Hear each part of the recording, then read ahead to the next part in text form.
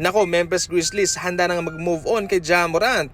Hindi naman to nanggaling mismo sa Memphis Grizzlies, ito yan nanggaling mismo sa mga NBA insider mga idol na itong Grizzlies sa ngayon ay handa nang tumanggap ng mga offer sa ibang koponan. Sa katunayan, meron silang binanggit dito na ang Golden State Warriors kabilang yon sa kanilang mga priority para pakinggan ang kanilang offer.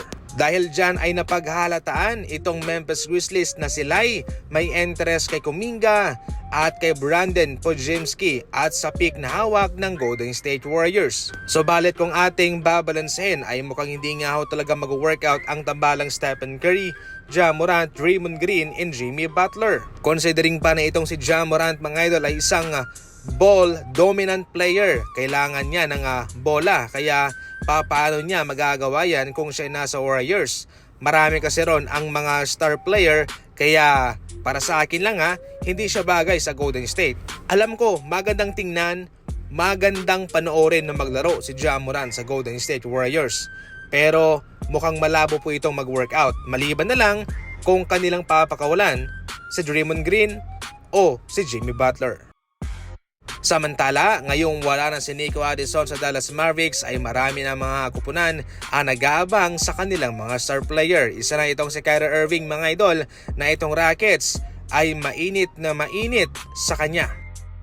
Ayon sa impormasyon mga idol, ang Rockets sa ngayon ay naghahanap ng veteranong gwardyang makakatulong sa kanila. Oo, mayroon silang Fred VanVleet, pero ang tanong, kailan ba siya makakabalik?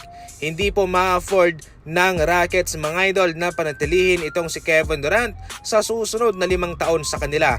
Kaya sa ngayon pa lang ay dapat na ito'y kanilang mahanapan na ng totoong player na tutulong sa kanya. At kung kanilang mapapapunta itong si Kyrie Irving sa kanilang koponan, ay tsak na magiging matagumpay sila sa kanilang pinaplano. Nakita natin ang kanilang nagawa nung sila'y nasa Brooklyn Nets. Maganda ang kanilang tandem, maganda ang kanilang koneksyon.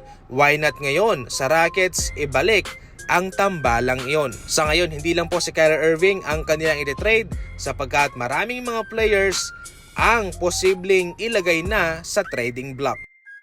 Sa ngayon mga idol, reigning player of the week pa rin po itong si Cade Cunningham sa kanilang laban versus Washington Wizards. Meron siyang 46 points, meron pa siyang 11 assists and 12 rebounds mga idol.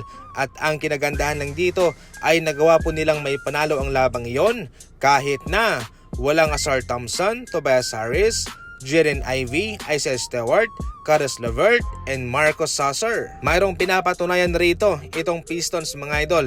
Hindi nila kailangan ng sikat na pangalan sa kanilang kupunan at ngayon nasa tuktok sila.